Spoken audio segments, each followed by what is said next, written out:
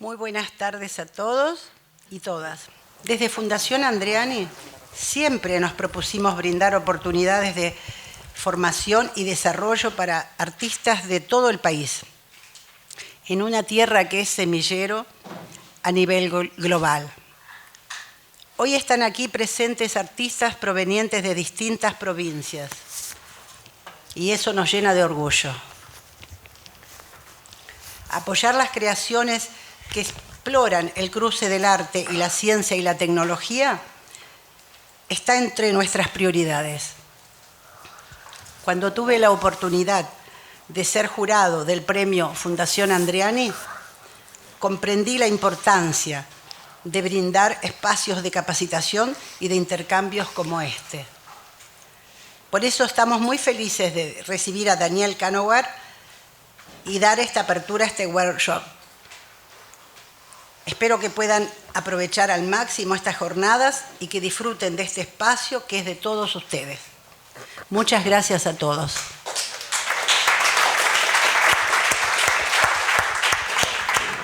Gracias, María. Ahora lo invitamos a Jerry de la Paolera, director ejecutivo de la Fundación Bungibor.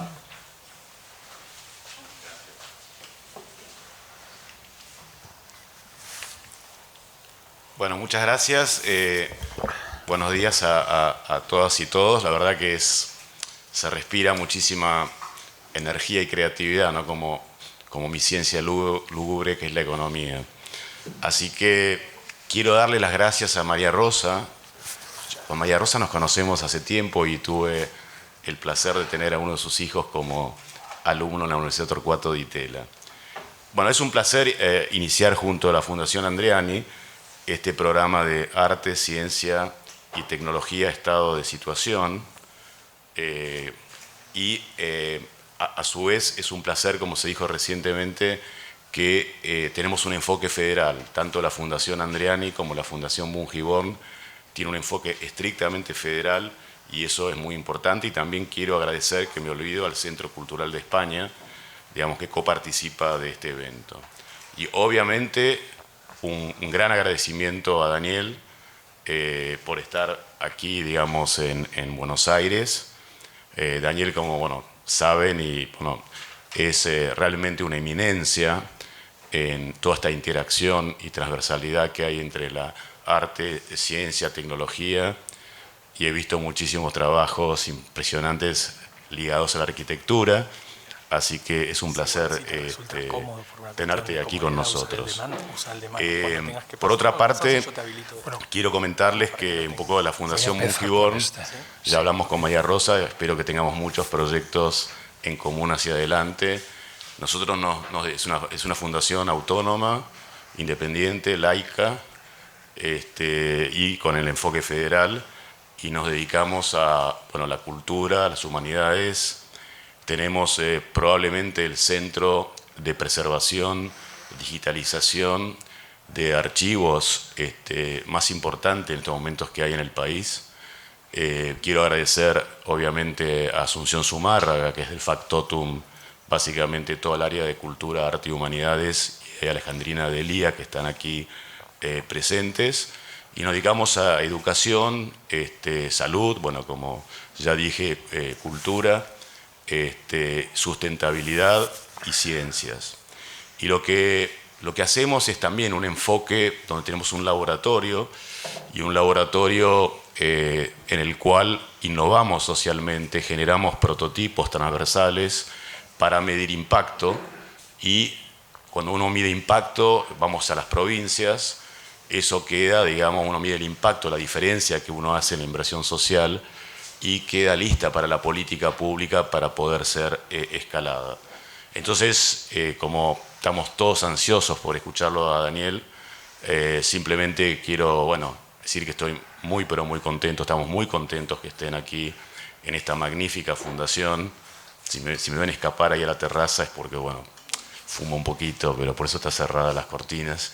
Y Daniel, así que creo que les deseo mucho éxito, que tengan un workshops y las masterclass que sean realmente, estoy seguro, muy pero muy buenas. Así que muchas gracias por estar aquí y les deseo que tengan un gran trabajo. Muchas gracias.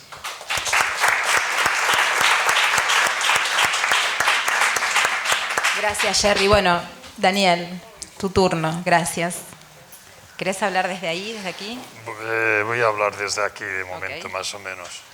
Bueno, pues nada, tengo un poco de pánico escénico ahora mismo, pero bienvenidos a todos.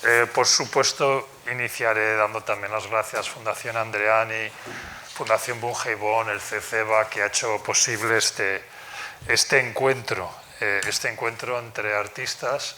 Vosotros sois mi tribu, a pesar de que somos de lugares muy distantes geográficamente, pues yo, como digo, siempre para mí es un placer estar rodeado de artistas. Y quería un poco comentaros que al final este es un workshop breve, espero que sea breve e intenso, espero que sea un workshop de pensamiento,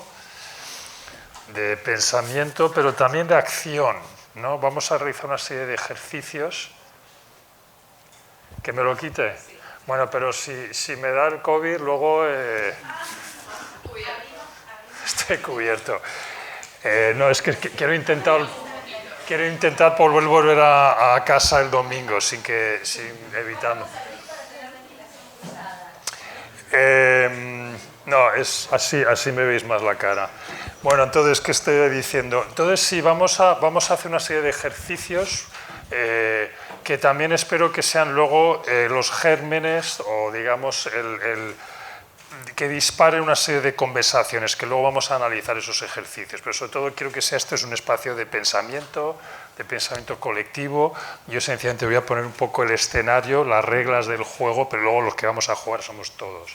Sí que os pediría, con el tema de los ejercicios, que yo voy a poner unas horas de acabar los proyectos, que van a ser proyectos colaborativos, que seamos muy estrictos en cumplir el deadline, ¿no? Para poder realmente que fluya el workshop. Entonces voy a empezar un poco desnudándome con mi propio trabajo. Me voy a colocar aquí a un lado, mostraros un poco el arco de trabajo reciente de mis últimos proyectos, insistiendo un poquito en temas relacionados con el proceso mío artístico, ¿no?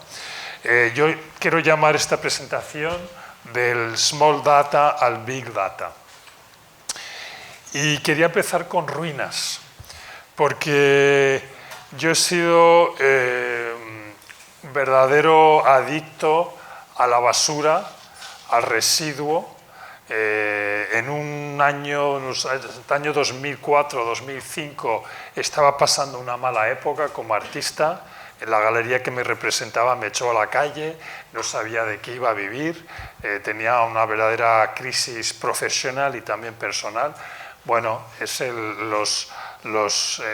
la montaña rusa, ¿no? Los subidos y bajones de la carrera artística, ya sabemos cómo es este mundo. Y al final me encontré en el mundo del residuo una especie de refugio, un refugio fascinante, también a veces horrible, esa especie de mezcla de horror y de fascinación de este paisaje excremental que diariamente una ciudad como la ciudad de Madrid, donde yo tengo mi centro y mi estudio, pues de alguna forma ocurre, ¿no? Esto es una foto que me gusta arrancar con ella porque esto era una chatarrería industrial cerca del aeropuerto de Madrid. Yo tengo el estudio cerca del aeropuerto. Y entonces los aviones bajaban como muy, muy cerca, ya aproximándose a la pista de aterrizaje, prácticamente te sobrevolaban por encima de la cabeza. Y aquí quizás hay dos cosas que se unen, que son para mí muy importantes en mi trabajo. Por un lado, el milagro de la tecnología, de la ingeniería. Estas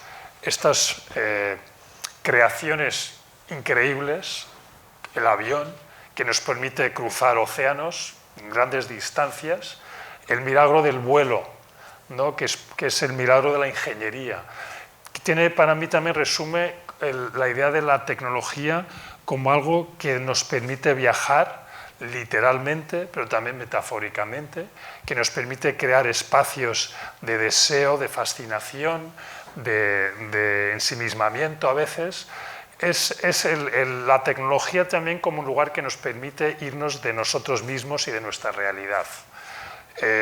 Siempre he pensado que toda tecnología tiene en su ADN una negación de la muerte, una negación del envejecimiento inevitable de todo, ¿no? Entonces, esa realidad que nos permite irnos, esta tecnología que nos permite irnos de nuestra realidad, tiene esta otra realidad, este otro paisaje excremental, que es quizás una de las obras de arte público más completas que hay, porque lo creamos entre todos, este paisaje de residuo, y es un lugar en el que realmente he pasado mucho tiempo tomando fotos, y luego, después de tomar muchas fotos y de pasear mucho en estos paisajes tan desolados, empezar a reunir material que empecé a llevar al estudio. Este es el contraste de mi trabajo. Este es el arco desde lo más tecnológico al residuo tecnológico, que al final es lo que más me interesa, es en donde yo me localizo ahora mismo.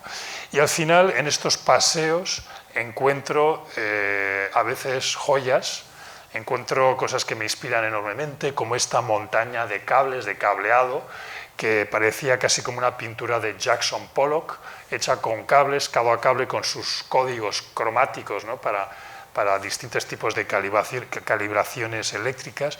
Pero la foto también me inspiraba esa idea de una sociedad hiperconectada, neuronal, una especie también de elemento casi, diríamos, intestinal, pero también otra paradoja de que el mundo wifi, el mismo cable eléctrico se está haciendo obsoleto, se está convirtiendo en residuo y se recupera todo este material para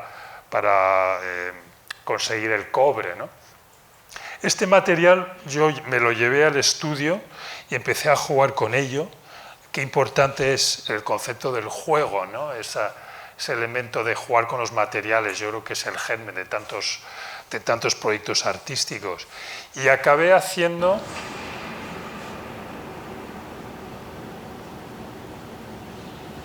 No sé si tenemos sonido, pero bueno. Acabé haciendo este proyecto que se llama Scanner, que como veis es un conjunto de cables sacados de chatarrería, son cables que están, digamos, sin vida, ¿no?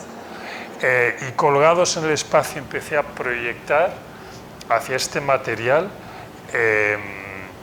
unas sencillas líneas blancas que iban escaneando el espacio y que cuando esas líneas golpeaban el material escultórico parecía que había energía viajando por el material.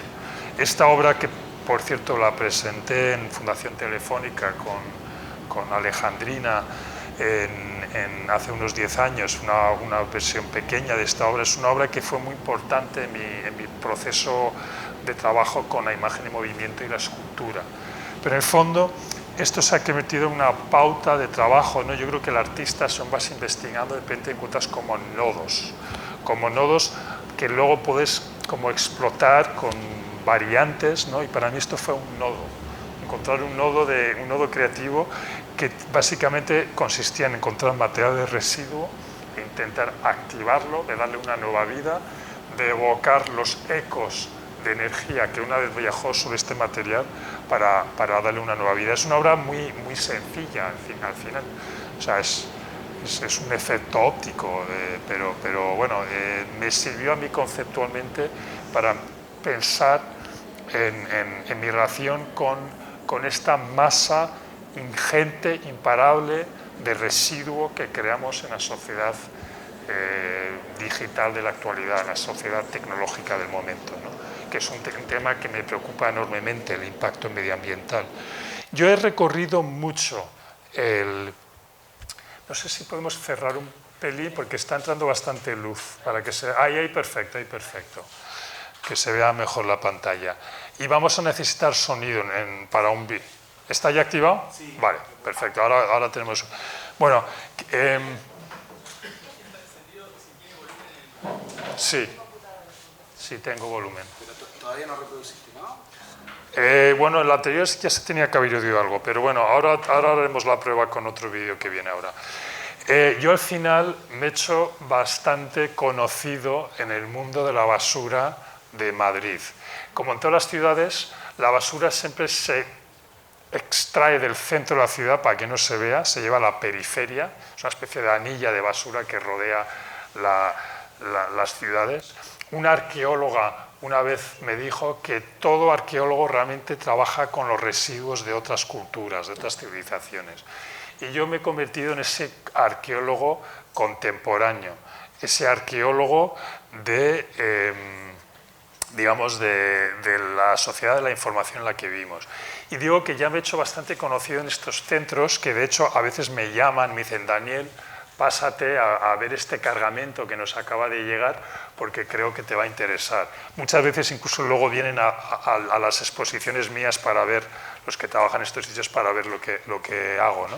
En este caso me encontré con un montón de máquinas tragamonedas las llamáis aquí, me parece, que son estas máquinas de casinos, que las estaban eliminándolas porque eran los modelos antiguos, ¿no? Estaban siendo reemplazados por los últimos modelos digitales y en este caso las estaban destruyendo, miles de máquinas tragamonedas para separar la madera de los cables, de los LEDs, etcétera, etcétera.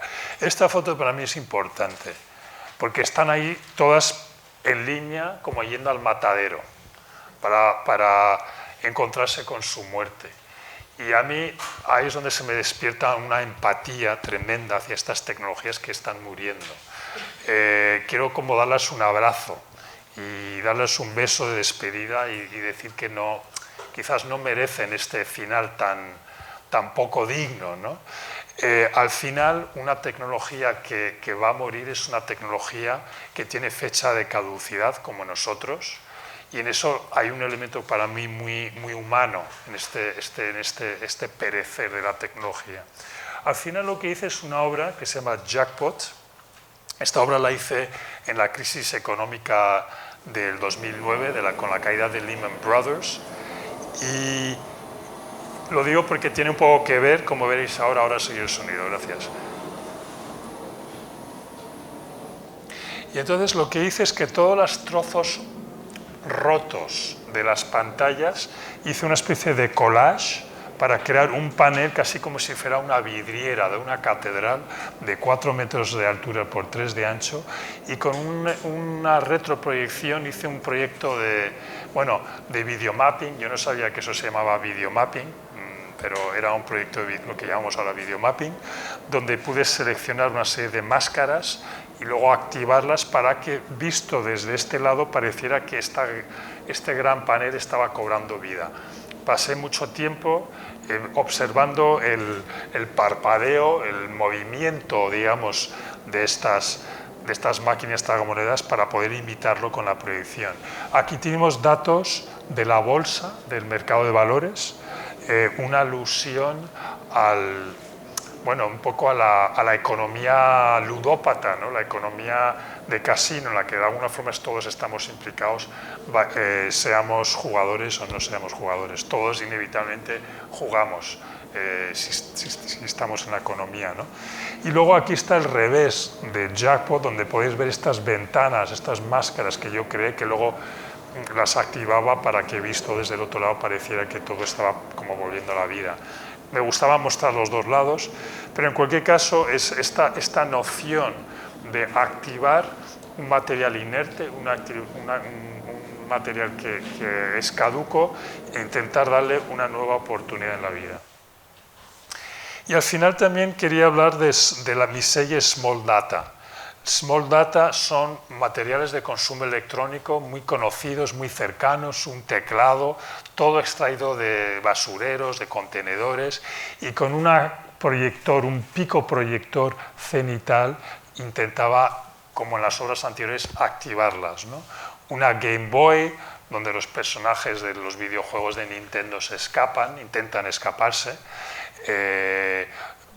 Pues eso, habéis visto un teclado, una escaneadora que se escanea a sí misma, Me encontraba yo muchas veces con estos objetos muy rotos y con un trabajo casi de forénsico me iba a internet para buscar el modelo, el manual y con las fotos del manual intentar proyectarlas, en este caso sobre una impresora, que también es como se imprime a sí mismo, intentar darles una nueva vida. Estos son los rodillos de VHS, ¿no? De ese formato totalmente caduco, con toda la textura que encontré, ¿no? Encontré una textura de VHS, un DVD. En fin, es un recorrido por la obsolescencia tecnológica de los últimos 15, 20, 30 años. Numeritos de un reloj despertador, de relojes despertadores. Me encontré con una manzana de relojes despertadores y al final es una meditación sobre el paso del tiempo. Yo lo primero que veo y lo último que veo en el día son los despertadores, entonces me parecía interesante. Cada uno me ofrece una narrativa, cuenta una historia. Son como pequeños, digamos, bodegones, ¿no? A mí me interesa mucho conectar el arte digital con la historia del arte, ¿no? Y pensando en los bodegones pictóricos, que normalmente son una mesa que muestra símbolos del paso del tiempo, de lo efímero del tiempo, una botella vacía, una flor marchita, en fin, todos estos símbolos, una calavera, todos estos son símbolos que siempre se han utilizado en la historia del arte para decir que no somos nada, que el tiempo pasa muy rápido, ¿no? Pues para mí estos son los bodegones de nuestra era. Los celulares, antes del smartphone, el primer iPhone apareció en 2007, es decir, que no estamos hablando más que de 15 años, que todo cambió con el smartphone. Unos circuitos muy antiguos que arranqué de un aparato televisor de los años 70, que los presenté casi como si fueran trozos rotos de cerámica o algo de otra civilización. En el fondo, aquí está la gran paradoja que yo ahora cuando voy a los centros de reciclaje, tengo uno muy cerca de mi estudio, me encuentro que hay un contenedor especial para 3 medios que han sido fundamentales para mi trabajo: CDs, DVDs y VHS. Qué paradoja que ahora son pura basura, ¿no? Con Netflix, streaming, tecnología de la nube, todo esto se ha disipado. Nos puede parecer un mero desarrollo tecnológico, pero lo que yo de alguna forma quiero explicar en esta presentación es que esa transformación tiene unas consecuencias radicales, sociales, políticas e incluso culturales para nosotros, que lo hemos vivido en los últimos 15 años.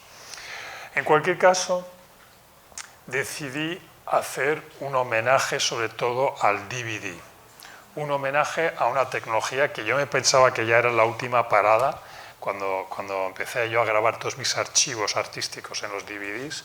Pensé que, bueno, hice todo un archivo completísimo, todo organizado, todo esto no sirvió para nada. Estuve como 1 año y medio trabajando en este archivo y se quedó obsoleto en cuanto vimos que ya todo iba a ser a través de Internet, ¿no? y de tecnología, almacenamiento en la nube.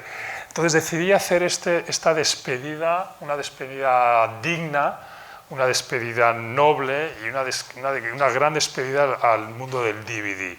Lo que estáis viendo aquí, esto es un Photoshop que yo cuando tengo un proyecto imposible de financiar yo mismo, intento hacer estas imágenes que luego básicamente enseño a todo el mundo que entra por la puerta del estudio, se lo enseño. Quiero hacer esto, ¿me puedes ayudar? Y entonces pues hice esta imagen en Photoshop, una nube de DVDs, al final son películas en formato DVD con forma de nube porque todas estas películas han ido al DVD, y trabajar un poco con los reflejos, proyectar sobre los DVDs que luego esas proyecciones se reflejarían en el suelo, en la sala, etc., ¿no? Después de 1 año y medio de ser muy cabezota, si hay algo que a mí me distingue como artista, yo no me considero un artista especialmente brillante, me considero un artista extremadamente cabezota. Y cuando se me pone entre ceja y ceja que quiero hacer un proyecto, lo consigo. Lo consigo, a veces tarda mucho tiempo, pero soy muy persistente. Yo creo que eso es una de las claves de mi trabajo, es esa especie de insistencia. Y yo quería hacer esto como fuera. Y finalmente conseguí que un museo en España, el Museo de la Universidad de Navarra, me ofrecieron un proyecto expositivo y dije, esto. Y pues me dijeron que sí, vamos a hacerlo. Yo no sabía en lo que me estaba embarcando. El primero consistía en recopilar 2.400 DVDs y tenía las reglas del proyecto, es que quería que fuera muy internacional, que hubiera cine de España, de Hollywood, de Argentina, de Hong Kong, de Bollywood, de todo el mundo, ¿no? Y sobre todo era muy importante que fueran películas que yo elegía no porque eran películas buenas, sino porque eran DVDs que se estaban tirando, que estaban a punto de tirarse. Empecé trabajando en el mercado de las pulgas en Madrid, en El Rastro. Esto era mi dealer de DVDs que se llama Félix. Y todos los domingos yo me iba con mi hoja de Excel, porque se me olvidaban qué películas tenía y cuáles no, y él me preparaba unas bolsas que yo miraba rápidamente y el precio máximo que yo pagaba era €1 o menos, o gratis, porque tenía un presupuesto. Y al final, cada vez que viajaba, intentaba buscar, cada vez con más dificultad, porque hay muy pocos sitios donde hay DVDs, intentaba buscar DVDs y luego hacer una negociación para que, como digo, que fuera como muy, muy internacional. Aquí conseguí una selección increíble de cine de Hong Kong, que es el que da de alguna forma servicio a toda la zona asiática. Buscaba videoclubs que estaban cerrando, que esto siempre era muy triste. En este caso, José, en un barrio del norte de Madrid, después de 20 y tantos años cerraba su tienda, tenía un cartel en la vitrina que decía se vende en DVDs. Entré y le pregunté ¿qué estás vendiendo? Y nunca me olvidaré de este gesto, dijo. Ya todo. Entonces tuve una conversación bastante larga con él, hacía frío, ya no tenía calefacción, iba a cerrar la tienda a los 3 días de entrar yo en la tienda y bueno, pues llegué a un acuerdo con él para llevarme prácticamente la tienda entera. Todo esto yo lo tengo, no lo puedo utilizar todo, era tanto material y hubo varios videoclubs que de alguna forma yo clausuré. Ya nadie iba a los videoclubs, ya los vecinos del barrio ya no iban, era básicamente, se le acabó el negocio, ¿no? Y yo, bueno, le vaciaba, vacía un precio muy bueno y le vaciaba las estantes.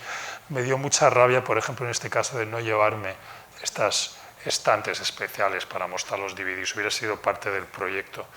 Luego empezó la tarea ingente, durísima, de visionar las 2.400 películas. Mi objetivo era ver 10 películas al día y elegir fragmentos de cada película. Esto lo hice durante 3 semanas, nunca llegaba a 10 películas, siempre eran como 7, 8, pero estaba ya muy trastornado después de 3 semanas de tanta información, ya soñaba con películas y con cine. Pero después de 3 semanas ya había elegido como unos 70 temas diferentes, primeros planos de cara, manos, nubes, aviones, caballos, colores, tenía toda una paleta que cuando reconocía un detalle, un plano, pues lo ripeaba para guardarlo, ¿no?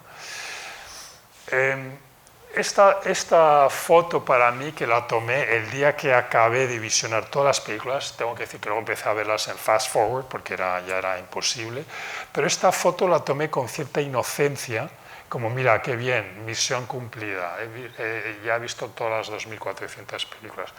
Estos son todos los estuches de plástico colocados en el suelo de mi estudio y fue cuando luego vi esta imagen en mi celular, me dio un golpe, porque me di cuenta que esto era una biblioteca y que los estuches de los DVDs parecían como pequeños libros. Y fue con esta imagen que me di cuenta que habíamos llegado al final de una larga historia de tener formatos o medios matéricos para almacenar conocimiento e información. Desde la invención de la imprenta de Gutenberg, el Renacimiento, hasta el DVD, siempre hemos tenido materiales físicos, matéricos, para almacenar conocimiento. Y eso de repente, ¡puf!, desapareció. Y ahora es todo intangible y es todo virtual. Podríais justificar, bueno, pero todavía hay servidores de la nube que están en los desiertos, en Utah o en el Ártico, en el norte de Noruega, no sé ni dónde están ya, pero la experiencia del usuario, no estamos nosotros viendo esos ordenadores que están funcionando sin parar en almacenes en lugares recónditos del planeta. Nuestra experiencia como usuario es que es todo intangible. Este conocimiento se ha extendido por las redes, ha explotado víricamente con una cantidad de información y bueno, tiene una serie de consecuencias de las que estaré hablando en breve. En cualquier caso, decidí al final que esto fuera parte del proyecto, colocando en la pared exterior del proyecto, o sea, de la sala donde expuse la obra, todos los 2.400 estuches de las películas que forman un poco el ADN de la obra, el origen de la obra, con una biblioteca que tú puedes consultar y de la que finalmente hago la obra.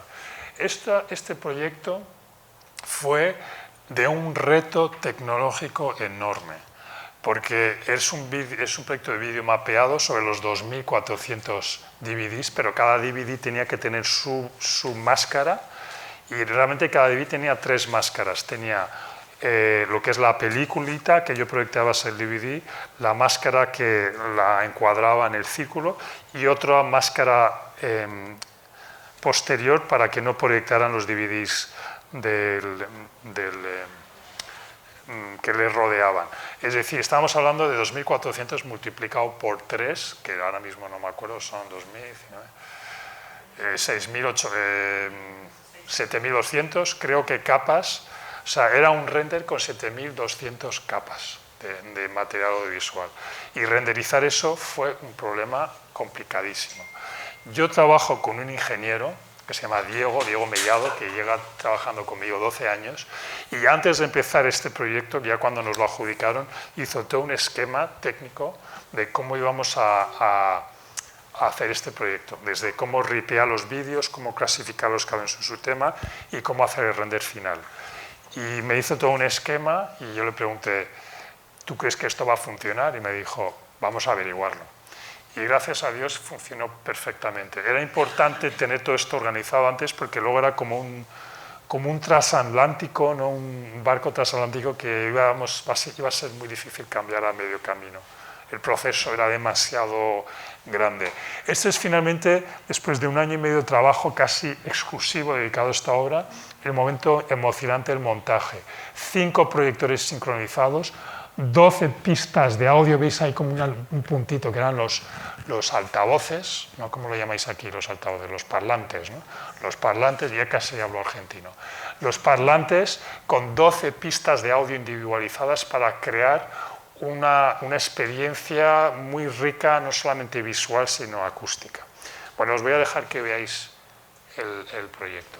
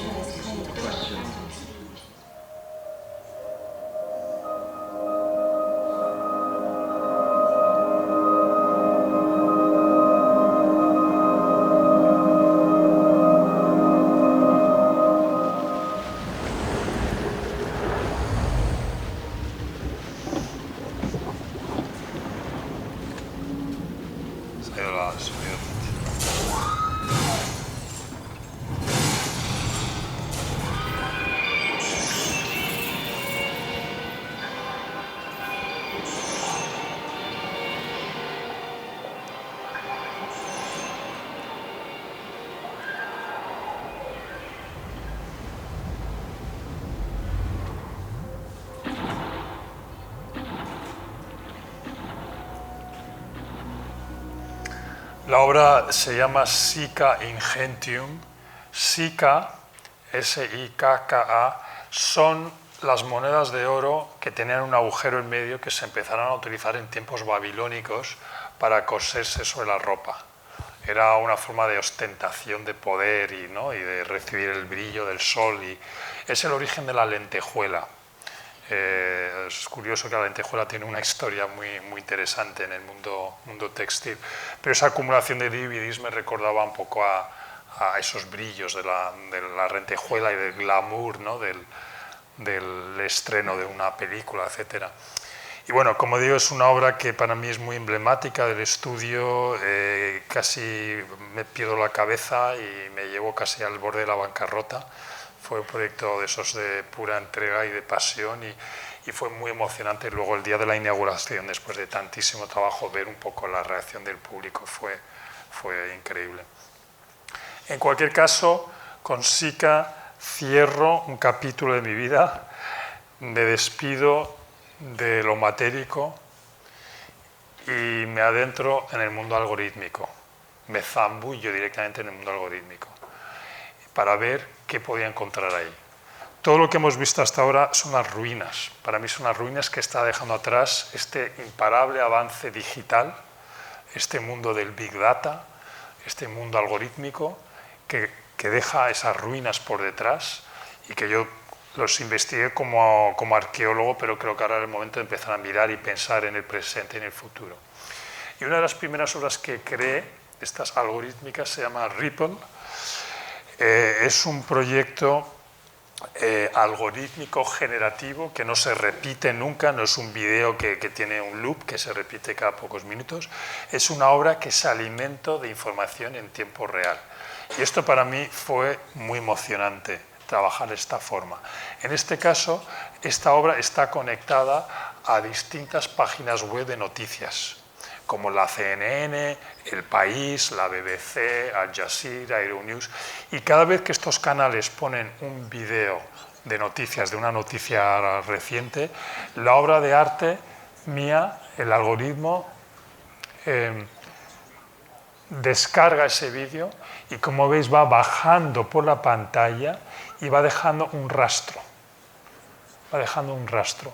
Esos rastros se están constantemente siendo unas tapadas por la otra. La nueva noticia tapa la que acaba de ocurrir hace unos minutos y esto se está regenerando constantemente con las noticias del momento. Esas noticias pueden ser algo muy importante, un acto terrorista, una guerra, etcétera, etcétera, o algo totalmente banal. Un vídeo vírico de un gato, una noticia deportiva, o esa mezcla tremenda, esquizofrénica casi podríamos decir, del mundo de las noticias de hoy, en la que se mezcla lo más trágico con lo más trivial, ¿no? Y al final quería que la obra fuera muy abstracta. He encontrado ahí un poco una forma de representar estos mundos tan intangibles. He encontrado un aliado muy importante en la abstracción.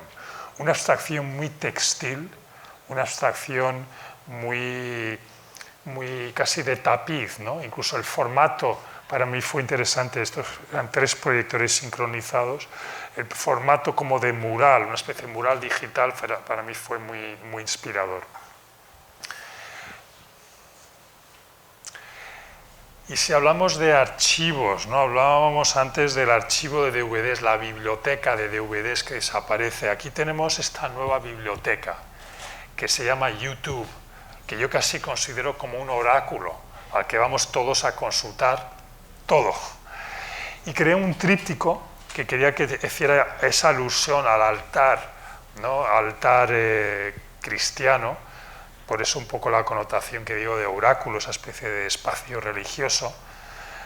Pero ese tríptico en pantalla tiene unos vídeos, como veis, que son vídeos de YouTube. ¿Cómo funciona la obra?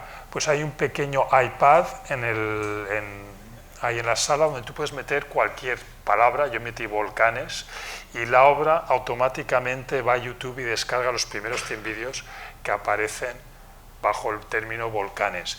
Y creamos un algoritmo con unos shaders que los licuaba, un homenaje a la modernidad líquida de Zygmunt Bauman, este filósofo polaco que escribió La modernidad líquida, que fue un libro que a mí me ha influido, es una belleza de libro, hablando un poco del flujo constante de información, donde nada permanece, todo cambia, que es característica esencial de la experiencia contemporánea, ¿no? Entonces, el archivo de YouTube, la obra esta, Aqueous, te permite utilizar como paleta los 5.000 millones de vídeos que hay en YouTube ahora mismo. Es decir, es una cantidad tan enorme que es casi inimaginable, ¿no? Y cada segundo se añaden como 200 vídeos nuevos. Esta es la nueva biblioteca de Internet, es la nueva biblioteca, el nuevo archivo infinito, víricamente que se expande a una velocidad trepidante. Eso es el archivo, esas son las nuevas bibliotecas con las que tenemos que lidiar.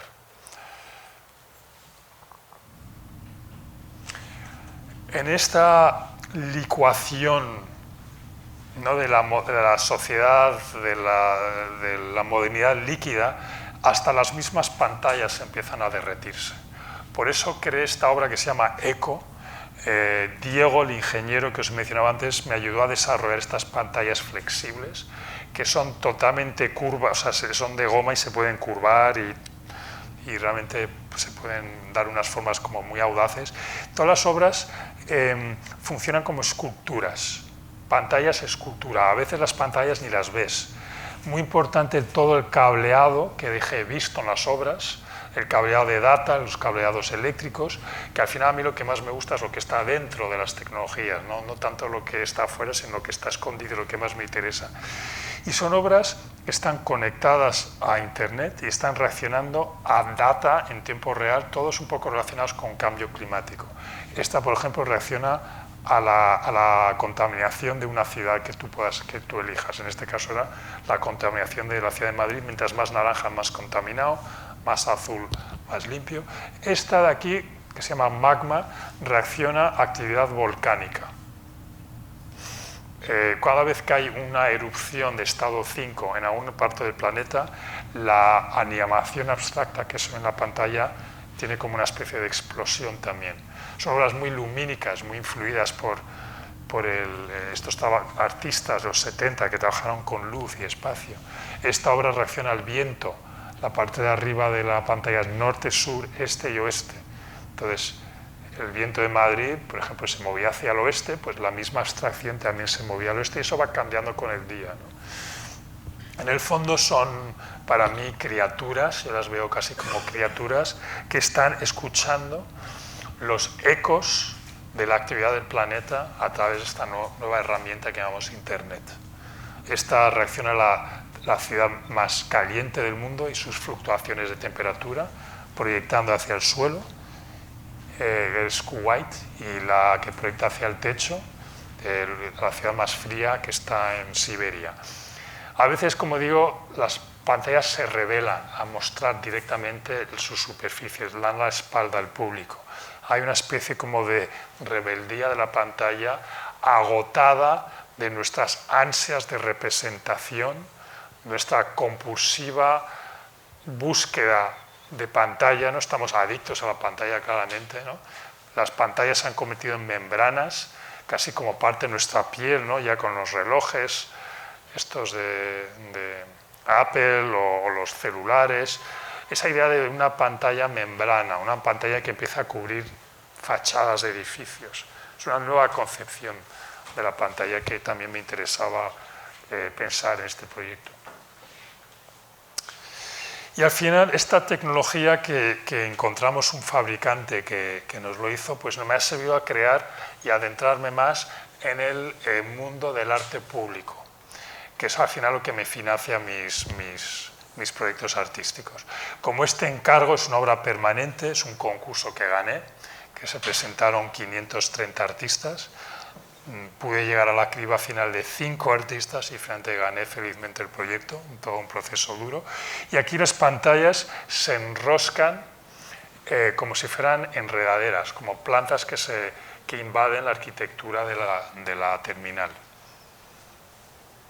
Lo que se ve en las pantallas son animaciones inspiradas en plantas nativas de la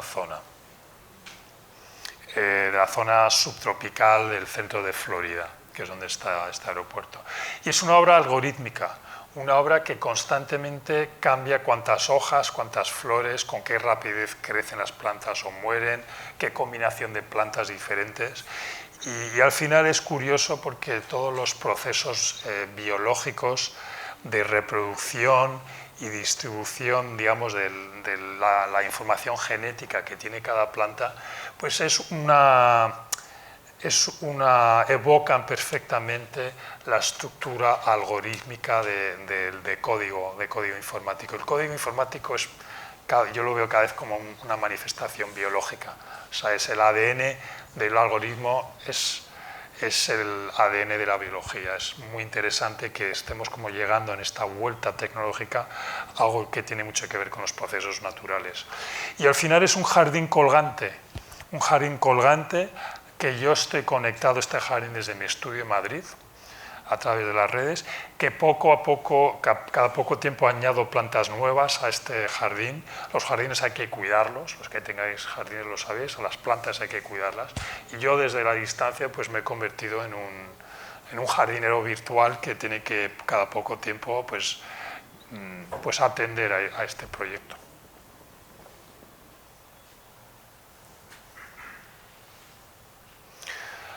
Al final también estoy muy interesado en materializar, ¿no?, en ese mundo que hemos perdido lo matérico, intentar mostrar lo físico, el aspecto físico de este mundo tan intangible. Esto es un proyecto que se llama Pulse, donde es un encargo para una escuela de ingeniería en Estados Unidos, una de las más importantes que hay, y me encargaron esta obra en el lobby, que son 5 pantallas que van dando como puntadas, casi como si fuera un hilo que entra, una serpiente que entra y sale por las paredes, ¿no? Pero al final crea toda una animación continua, abstracta, que está reaccionando al consumo energético del edificio, que es un edificio inteligente donde todo se autorregula. Si sube la temperatura fuera, inmediatamente sube el aire acondicionado. Es casi como un ente vivo estos edificios. Y yo lo que hago es que conecto con el servidor central del edificio y extraigo información de 4 fuentes energéticas. El uso del aire acondicionado, consumo de agua, el consumo eléctrico y el tráfico de Internet. Cada color representa una fuente energética diferente. Y el pulso a lo largo del día va cambiando. Las mañanas son bastante intensas, por las noches la animación es mucho más tranquila, mucho más pausada. Y es abstracta. Yo no estoy intentando visualizar datos, siempre lo digo, no soy un diseñador digital que está intentando visualizar datos, estoy utilizando el data para crear arte. Y para mí eso es una distinción muy importante. La visualización de datos es un campo muy interesante, pero no es lo que yo quiero hacer. Yo quiero hacer referencias al arte, a la historia del arte y utilizar el data para crear arte, para crear una sensación, una experiencia del pulso, que en este caso todos estos alumnos que están aquí conectados a Internet están siendo parte de la obra, son parte de la obra casi de una forma inconsciente, ¿no? Y al final, como digo, este material flexible, de pantalla flexible, me permite trabajar la pantalla de una forma muy arquitectónica, de una forma escultórica arquitectónica. Esto es otro encargo, como digo, todo el tema del arte público se ha convertido en... Yo siempre quise trabajar en arte público, es un campo que es económicamente, si encuentras un filón, es muy rentable, pero es muy duro, súper duro trabajar en ello. Te encuentras con muchos problemas, se tarda mucho en hacerlos. Bueno, lo estaba un poco explicando ayer, ¿no? Que a veces tienes que enfrentarte con pleitos por retrasos de las obras. Yo era muy inocente y ahora me he vuelto una especie de guerrero del arte público y como tú quieres pleitearme, por ello, te voy a poner un pleito yo. En cualquier caso, lo más importante que yo he aprendido del sector del arte público es que tienes que luchar a muerte por el proyecto artístico, porque te intentan cortar por todos lados. El presupuesto, problemas con retrasos con el edificio, con la construcción, etcétera, etcétera. Y lo que hay que hacer es siempre mantener, dentro de todos estos problemas, de todo este ruido que pueda haber en el proceso, no siempre, a veces de repente hay proyectos que son muy fluidos, pero en general es el mundo de la arquitectura. Los arquitectos son personas que yo admiro enormemente porque es una profesión de una dureza brutal. Y ellos saben cómo luchar por sus proyectos y yo como artista he tenido que aprender a luchar por el concepto artístico que ante todo no se sacrifique, porque luego son obras permanentes que quedan ahí para siempre y convivir con una obra con la que no estás satisfecho, si es una obra pequeña la metes en el armario y ya está, pero si es una obra grande que ve todo el mundo, pues es horrible convivir con eso. Entonces hay que luchar como uno lucharía por tus hijos. En cualquier caso, esto es una obra también que me encargaron en una vivienda en Madrid, una vivienda de lujo, en el centro de Madrid. Es la entrada, el lobby, y con esta pantalla que sale del suelo y entra en la... Y sencillamente es una abstracción creada con datos meteorológicos de la ciudad de Madrid. Aquí hay un código QR, bueno, ahora mismo en la foto no, pero lo instalamos ahí, un código QR que los visitantes o los que viven, los residentes, pueden escanear y aprender un poco a interpretar la información. Cada color representa un distinto elemento, unos temperatura, presión atmosférica, humedad y viento. Y bueno, aquí también otro tipo de proyecto que he hecho, esto es para una banca privada, que tenía en su nueva sede un edificio con un lobby muy pequeño y muy alto. Entonces decidí hacer este proyecto muy vertical con una animación generativa que en tiempo real mostraba datos del mercado de valores, de distintos fondos, de hecho que trabajaba la misma empresa, el mismo banco. Y bueno, pues tiene esta un poco alusión a la idea de una catarata o de una catarata donde la información está siempre subiendo y bajando. Lo que es interesante es que cuando el símbolo de ese fondo está ganando el valor en el mercado, sube por la pantalla. Si ese fondo está cayendo en el mercado, desciende la pantalla.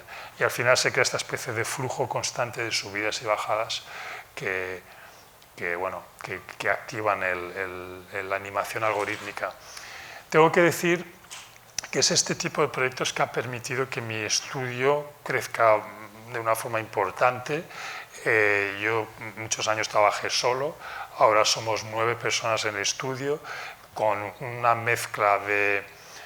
tengo un ingeniero, tengo 2 programadores, tengo una historiadora del arte, tengo 2 artistas también que trabajan conmigo en la parte creativa, tengo un abogado que me lleva todo el tema de los contratos y todo el tema económico, que es una parte que yo no hago muy bien. Entonces es importante, nos hemos convertido en una empresa, ¿no? Una empresa que tengo que estar yo preocupado al final del mes de que todo el mundo cobre. Entonces eso de repente ha cambiado mucho mi forma de pensar en el estudio. Hay una responsabilidad, un milagro mensual. Hoy es el último día del mes, ayer tuvimos que pagar las nóminas. Y no sé cómo lo hago, pero de alguna forma lo conseguimos, pues entre todos trabajando mucho, pero sobre todo fundamentalmente a proyectos de este tipo, de estos encargos que son obras permanentes. A ver qué viene ahora.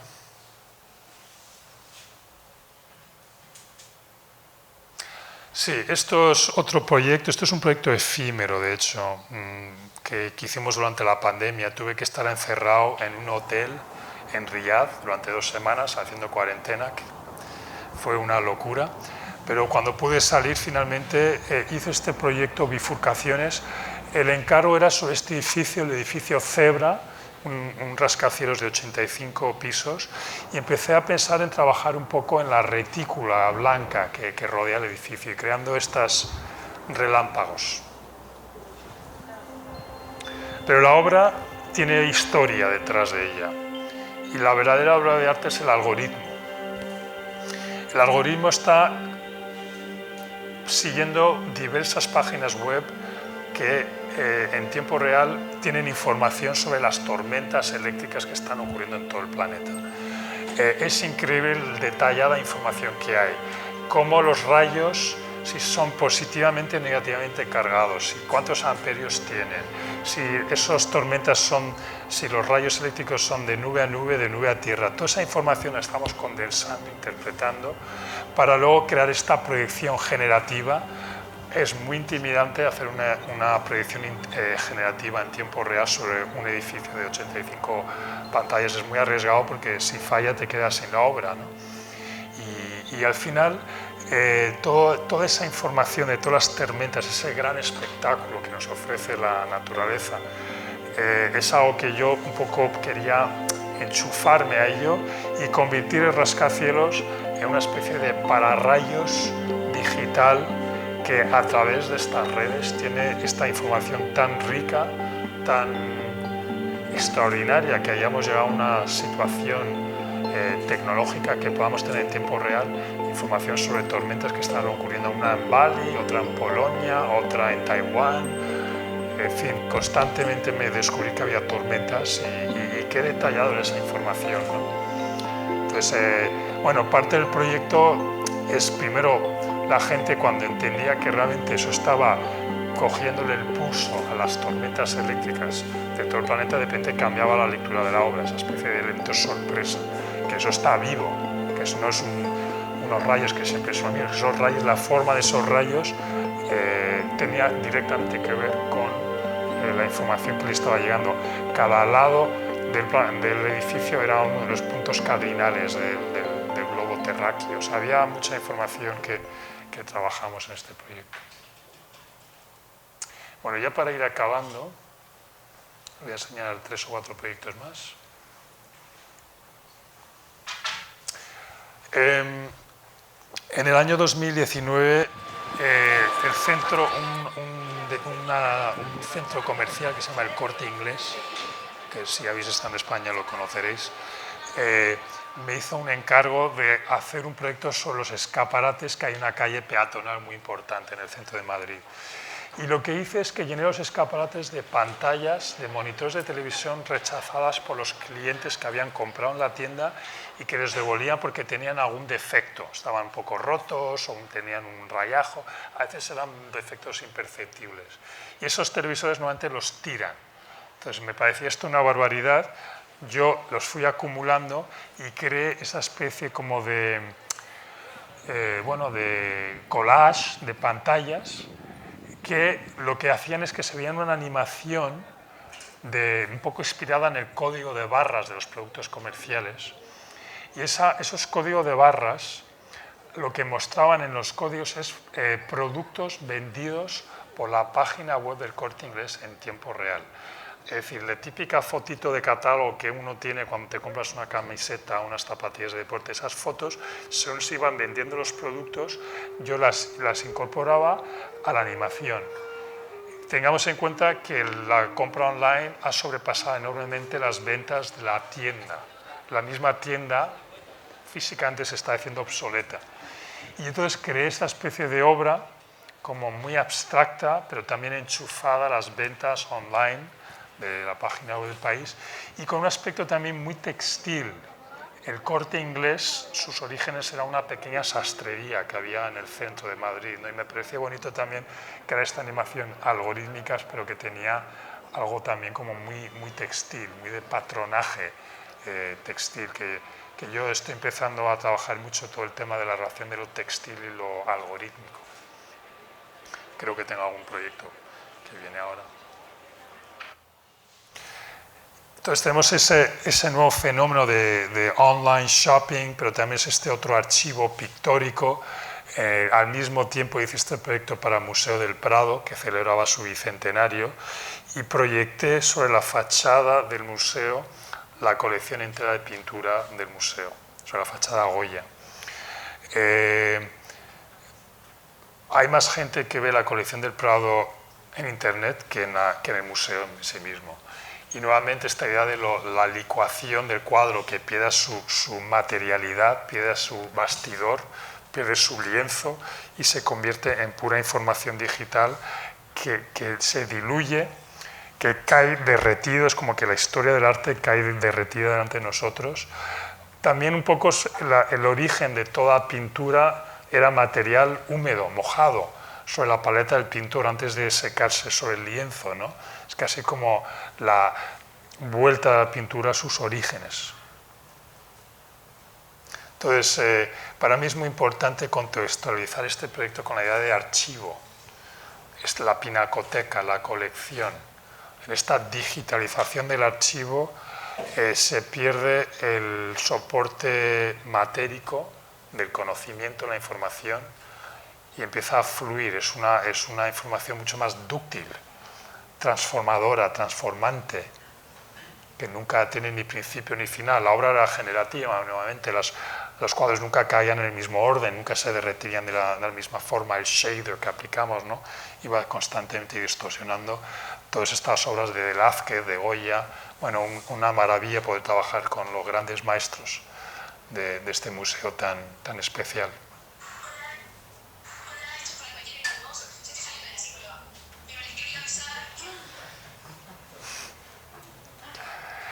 Y bueno,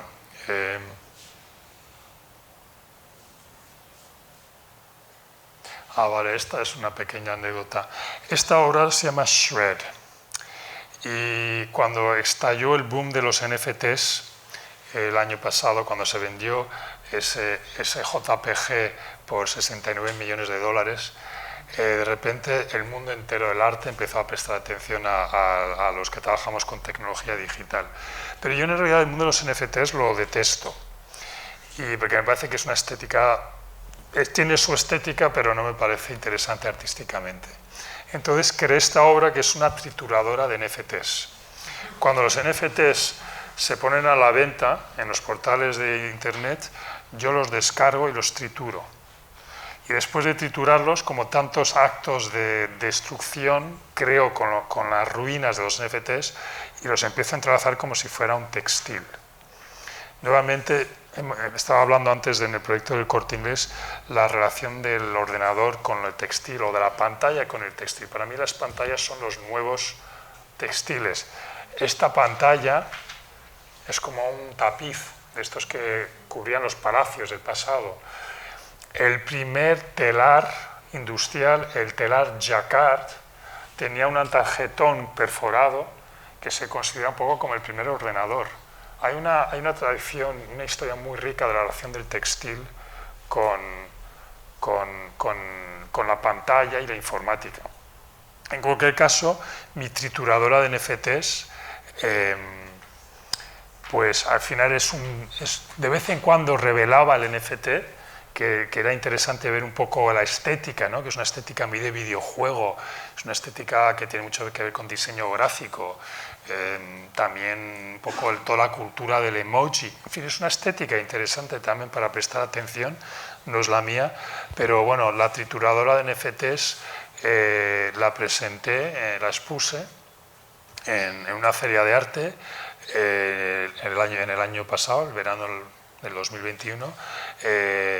Nadie prestó ninguna atención a esa obra, no tuvo ninguna repercusión, a pesar de que yo la trabajé con mucho detalle, ¿no? Era una obra que a mí me gustaba mucho, sobre todo esa idea de que como la estética en el NFT luego se distorsionaba y cambiaba constantemente la obra. Finalmente un galerista mío que está especializado en media arts vio esta obra y me dijo: Daniel, vamos a asociar un NFT a esta obra. Yo pensé, no jodas, o sea, esto es una crítica contra el mundo del NFT. pero me convenció fundamentalmente porque me dijo que él pensaba que podía venderlo a coleccionistas de criptoarte, ¿no? El tema es que la pandemia ha pasado factura como a tantos, ¿no? Ha sido muy duro para todos los artistas sobrevivir en la pandemia. Teníamos una situación muy crítica en el estudio y dije, pues venga, si hace falta hacer un NFT, hago un NFT. Y cogimos un JPG de la animación, que es lo que se vendió, y la obra de arte generativa se daba como un plus, como un extra. La obra se vendió, era una edición de 7, se vendió en 3 días. Y cada una se iba vendiendo a unos precios que no me lo podía creer, unos precios mucho más altos de los que yo cotizo normalmente con mis obras. Básicamente me tapó el agujero negro que yo tenía en el estudio económicamente hablando, me ayudó a recuperarme en la pandemia y ahora pues estoy más interesado en los NFTs, francamente.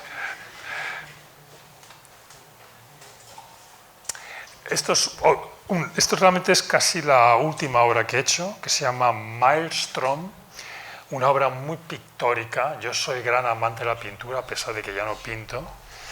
Y es una obra que está hecha, es una abstracción que está hecha con las fotos de las noticias de las últimas 24 horas.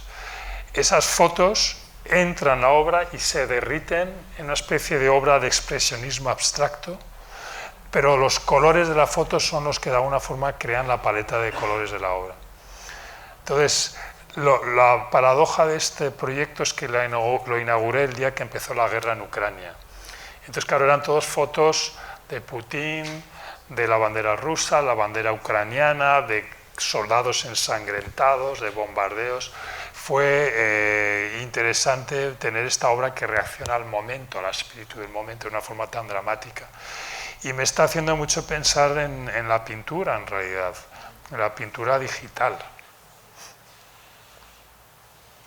Esa alusión al expresionismo abstracto, como al final el movimiento expresionista abstracto era un arte muy experiencial, era un arte casi incluso un acto de pintar, una especie de trance, ¿no? De Jackson Pollock pintando. Claro, yo como artista digital también trabajo mucho el tema experiencial, del arte como experiencia, el arte que tiene vida propia, ¿no? Que no es algo que está estático. Y bueno, esta obra es como muy, para mí, me está abriendo un nuevo nodo de trabajo. Aquí quería también hablaros de otro proyecto. Está pasando el tiempo muy rápido. Quería hablaros de otro proyecto que también ha sido un proyecto durísimo, un poco como el SICA, el de los DVDs. Este ha sido un proyecto fascinante y muy duro, quizás el proyecto más ambicioso de estudio. Es un encargo para el pabellón de España en la Exposición Universal de Dubái, que ya se ha cerrado. Y entonces me pidieron una obra interactiva de gran tamaño que diera una imagen de España como un país contemporáneo y tecnológicamente sofisticado. Todo es totalmente mentira, no, España no es nada de esto, pero bueno, es la imagen que quería dar y dije, pues me interesa la propuesta. Y la idea era tener estas esculturas, estas pantallas escultóricas, 3 anillas entrelazadas, con el público que iba bajando por una rampa y que diseñamos una barandilla interactiva. En principio, antes del COVID, podías agarrarte la barandilla para activar la animación en la escultura. Con el COVID, a mitad de camino, ya con la tecnología desarrollada, tuvimos que tirar eso porque ya no se podía tocar y tenía que ser con sensores de movimiento.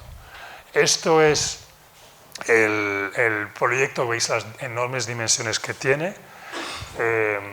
Un proyecto que luego se me duplicó el presupuesto que me asignaron, por eso ha sido un poco un proyecto bastante ruinoso en el estudio.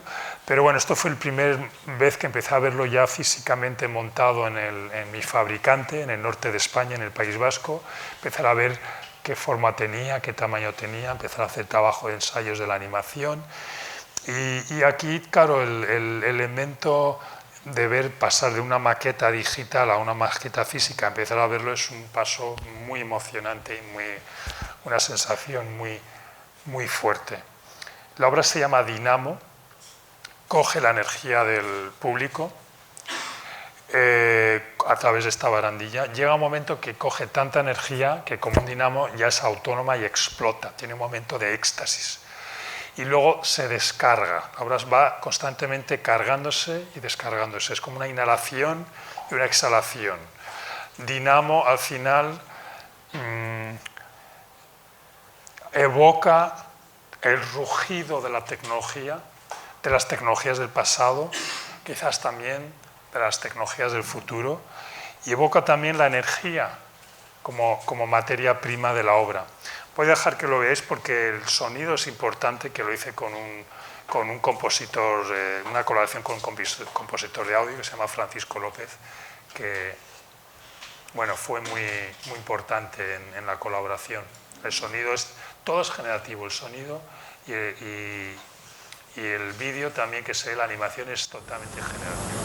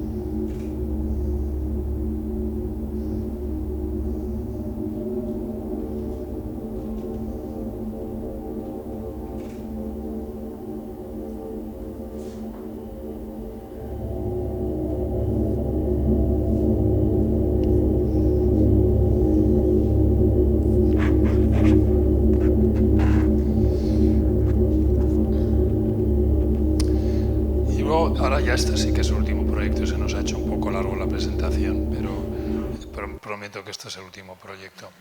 Esto es un proyecto que está prácticamente sin inaugurar, lo inauguramos dentro de 2 semanas, se llama Oculus. Es un encargo para Novartis en la ciudad de Basilea y es una obra arquitectónica, a escala arquitectónica, que rodea una especie de pabellón circular, ¿no? con esta especie de domo, y la obra está en tiempo real, reacciona a distintos datos relacionados con cambio climático, incluyendo el derretimiento de las placas polares, del hielo, del deshielo, que esto, si se desaparece el hielo en las placas solares, la obra se hace totalmente oscura, no brillaría.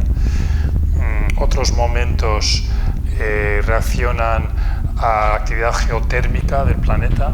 Todo esto también encontrado a través de internet, como este momento que estáis viendo.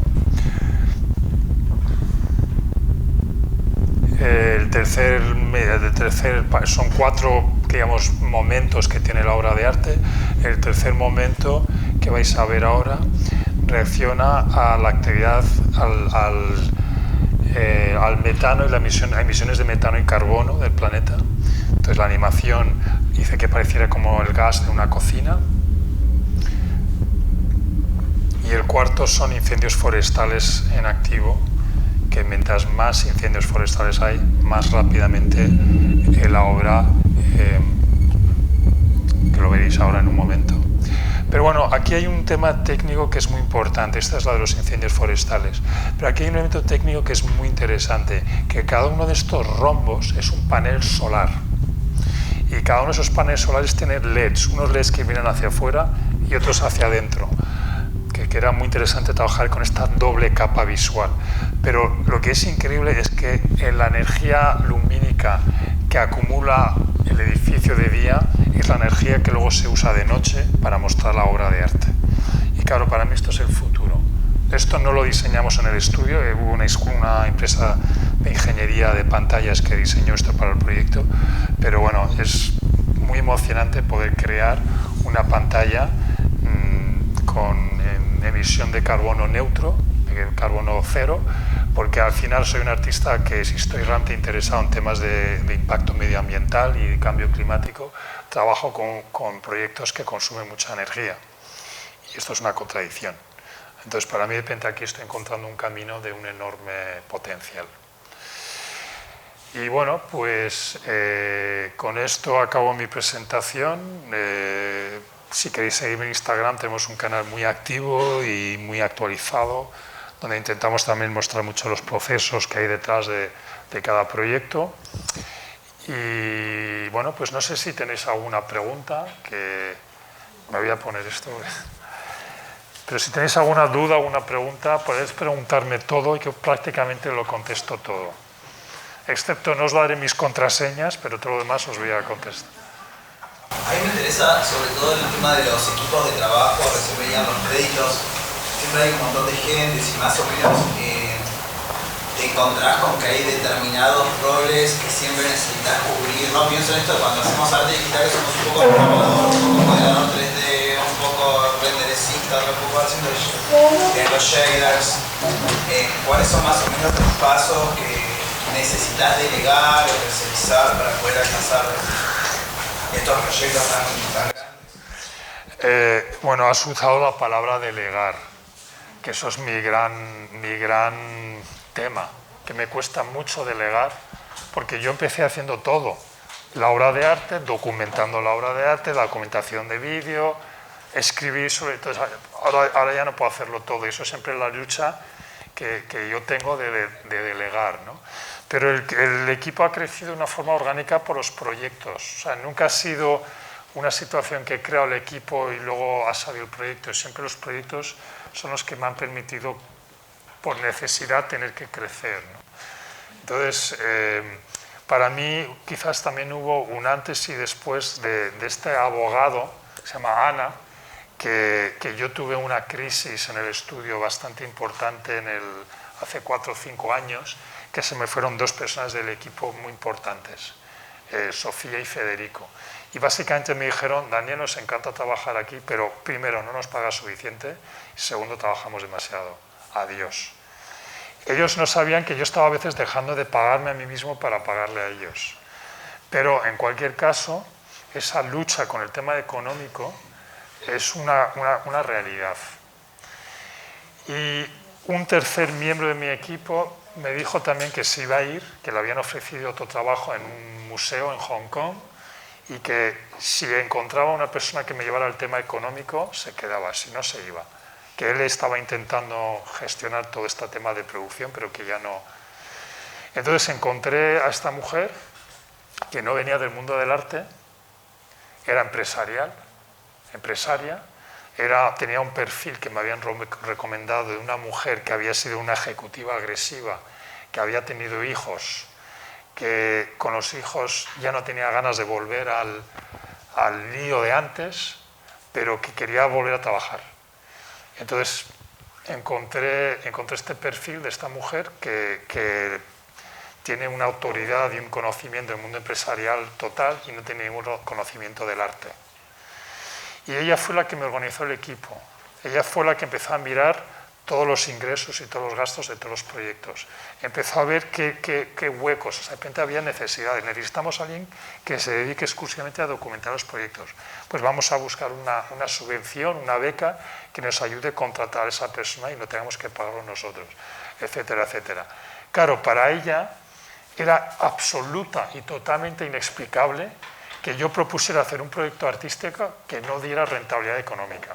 Era como, no, ¿por qué vas a hacer eso? Y yo he tenido que explicarla, es que el arte no es así. O sea, el arte, empiezas proyectos y a lo mejor son proyectos maravillosos que no te dan dinero. Entonces, pero no hay que dejar de hacerlos por eso. Y claro, ella para eso no lo entendía. Dice, me da igual, al final si tú quieres pagar a todo el mundo tienes que buscar una forma de ganar dinero. Entonces al final llegamos a estos acuerdos de hay proyectos que dan dinero, otros proyectos, los que no dan dinero, yo ya la tengo el truco, digo, esto es investigación y desarrollo. Ya con eso se queda tranquila. Pero claro, esto ha sido un cambio muy gordo que ha ocurrido en los últimos 5 o 6 años, que el equipo ha ido creciendo. Ahora he abierto un segundo estudio en California, entonces yo tengo un poco ahora el puente entre Madrid y Los Ángeles, y es una locura, pero es una locura divertida, es una locura apasionante, es una locura que a veces es difícil de gestionar, pero la palabra clave es delegar, que es la palabra que tú has usado. Es lo que más me cuesta. Yo ya no puedo hacer todo. Yo tengo que estar concentrándome en el proyecto artístico. Yo tengo que concentrarme en 2 cosas. El origen de los proyectos, el germen inicial de los proyectos, el control de calidad del proyecto artístico al final. Eso es una fase muy importante, que siempre hay cosas que realmente tengo que meterme muy a fondo. Y también tengo que estar con clientes, con coleccionistas, teniendo reuniones, eso es también un trabajo muy importante. Entonces, bueno, un poco loco todo, pero es lo que me ha tocado ahora. Como digo, y como sabéis muchos, la carrera del artista es una montaña rusa, con muchas subidas y muchos bajones. Ahora estoy de subida, igual me veis el año que viene, estoy en la ruina total y vuelvo a trabajar con basura. Pues posiblemente, quién sabe. La razón por la que empecé a trabajar con basura es porque había mucha y porque era gratis. Para mí una parte importante de mi filosofía como artista es cuando hay recursos económicos, trabajo mucho. Cuando no los hay, trabajo mucho más. O sea, que nunca he tenido eso como excusa para no trabajar. Siempre he buscado formas alternativas. ¿Más preguntas? Sí. Hola, ¿cómo estás? Bárbaro. Perdón, que tenías el micrófono, no te había Sí, visto. es que me lo dieron recién. A mí lo del equipo es súper interesante porque me parece que a todos los y las artistas nos mueve, digamos, el tema de poder delegar, es un tema bastante importante. Pero por otro lado, ya que lo respondiste, me tenía la pregunta al respecto de la técnica, ¿no? Los primeros proyectos estaba como la técnica, como que es tan visible todo el cablerío, lo que se ve, ¿no? Pero luego se logra esa unión a la arquitectura que es invisible y bueno, como que me interesaría saber un poco más sobre esa forma o esa migración, esa unión a la arquitectura que estás trabajando. Hombre, pues es una investigación en curso, o sea, estoy explorando eso, pero te diré que hay como una base conceptual que fue muy importante para mí, que no he hablado de ello, porque ya sería muy extenso, pero yo cuando era muy joven, cuando tenía 28 o 29 años, escribí un libro, pura, no sé cómo decirlo, una pasión que me dio por la historia de las exposiciones universales, de la arquitectura de las exposiciones universales, porque encontré ahí un material muy interesante de construir como imagen o construir con imágenes. Los espacios, los parques temáticos, los parques de atracciones, las exposiciones son lugares que construyen una arquitectura como si fuera imagen. Y eso a mí me interesaba mucho porque yo estaba explorando la idea de la imagen inmersiva, de la arquitectura, la imagen como arquitectura, de construir una arquitectura con imágenes, básicamente.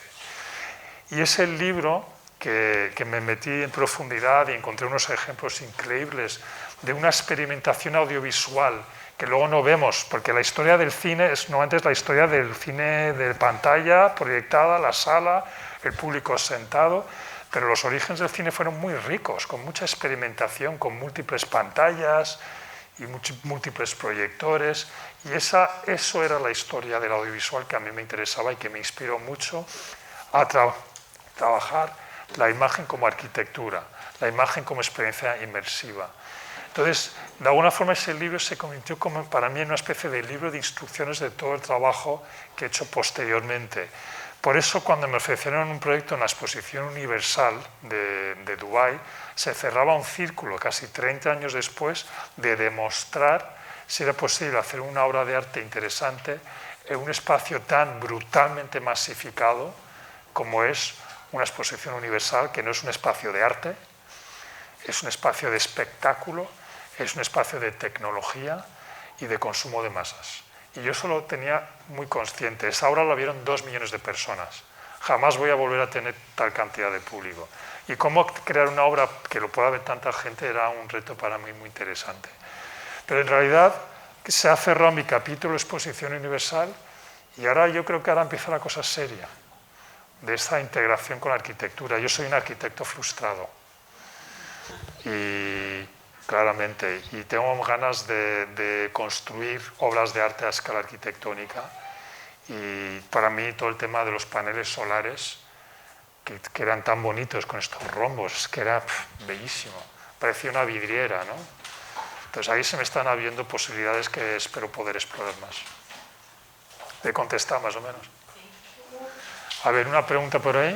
No, me preguntaba, viendo todo el recorrido, ¿no? Desde el avión despegando o aterrizando hasta esa pantalla final de Oculus, ¿qué se siente en relación a lo textil? Me pareció alucinante que lo pienses como un tejido, pero pensando toda esa obra como una unidad, ¿no? Como que uno a veces piensa las obras como particularidades, pero viendo todo tu recorrido, no puedo no verlo como una gran obra textil. ¿Cómo lo sentís? ¿Tú lo ves como una gran obra textil, dices? Todo junto como una gran obra textil. Entonces, ¿cómo lo sentís ese vínculo? Que a mí es algo que particularmente me interesa un montón, esta idea del arte como algo que se teje.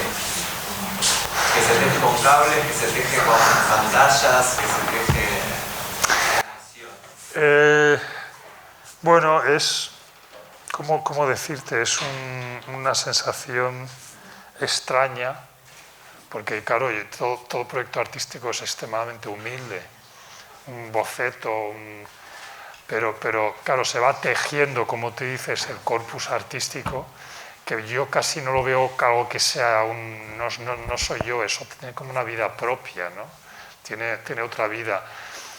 Yo, el año pasado, fui invitado por el Museo del Prado a dar una conferencia, que era parte de un seminario. El Museo del Prado son muy exquisitos y es un enorme honor que te inviten a dar una conferencia. Y era parte de un ciclo que invitaban a artistas, historiadores, curators, a conectar una obra contemporánea con una tradición artesanal.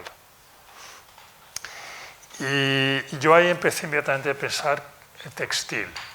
Y todo tiene que ver con una experiencia que yo tuve en Perú, en Lima, hace una década o más, que me recomendaron ir a visitar un museo textil de textiles precolombinos. Y esos textiles precolombinos, yo tengo que decir que hay 2 cosas que no me interesaban para nada, que eran los textiles y la cerámica. Me parecía todo como muy... no me gustaba. Yo trabajo con tecnología, eso me parece como una cosa como de artesanía. Ahora es las 2 cosas que más me gustan, la cerámica y lo textil. Pero para mí, entrar en ese pequeño museo que era de una familia japonesa, el Museo Amano, que me temo que ha muerto por COVID el dueño de este museo y no parece que no abre, y es una tragedia terrible porque es una colección extraordinaria. Tienes que hacer una reserva, vas en grupos pequeños, te empiezan a abrir ¿cómo se llama? Los cabinets estos de grabado, cada uno era más emocionante con el otro. Yo y mi grupo todos era como de una cosa tan emocionante, tan delicada, tan bella, tan misteriosa, estos textiles de los Nazca, de los Chacán, había de muchas tribus diferentes. Pero hubo una cosa que me enganchó totalmente, y es la idea que mucho de la técnica del tejido, no solamente la representación del jaguar, del sol, de la serpiente, sino la misma técnica del hilvanado estaba haciendo una reflexión simbólica.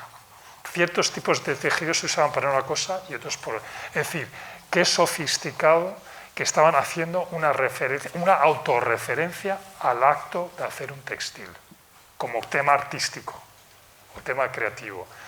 Y eso a mí es lo que me enganchó, porque en el fondo yo estoy siempre haciendo una reflexión, una autorreflexión sobre el mismo medio, sobre el DVD, sobre el VHS, sobre la pantalla como escultura.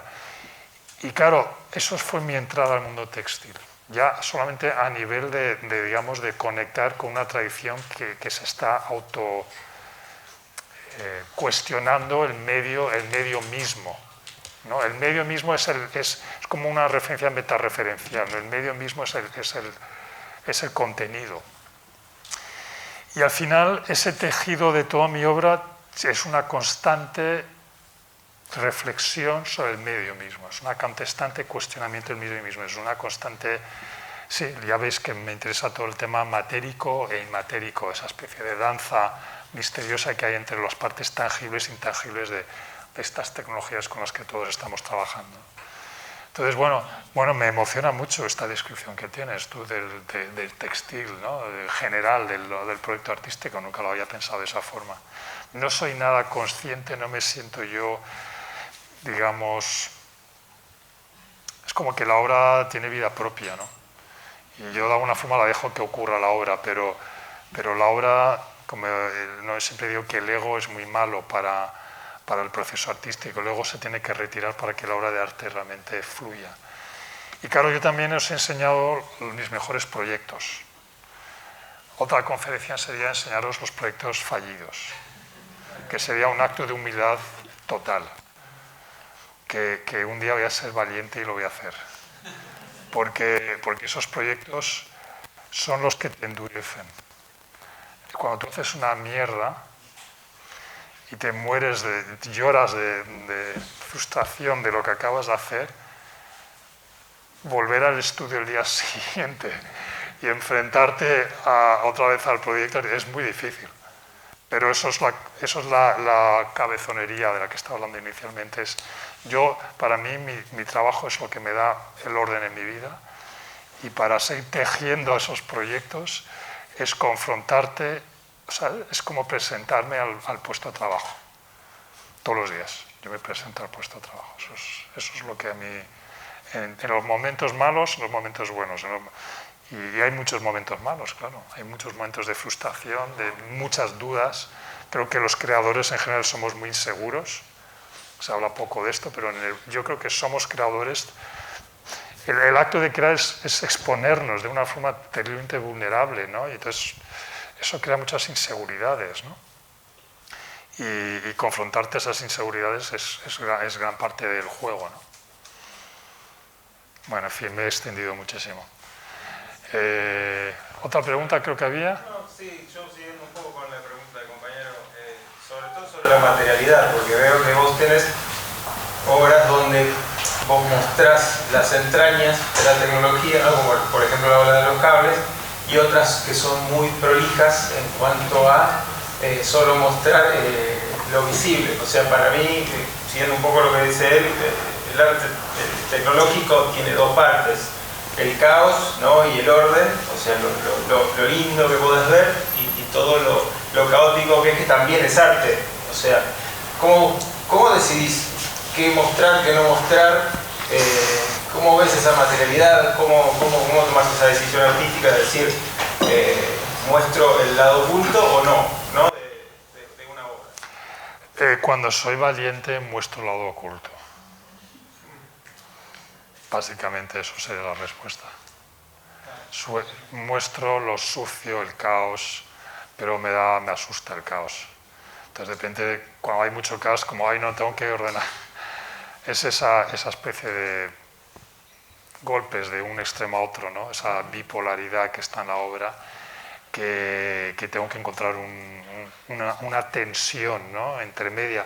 Yo creo que el acto creativo tiene que ser un acto que tiene que tener una cierta tensión. Hay algo que tienes que empujar, ¿no? Porque si no es todo como... Blah. Pero esa tensión, yo creo que de alguna forma estáis, con vuestros comentarios estáis definiendo, hay una tensión muy importante en mi trabajo que estoy resolviendo.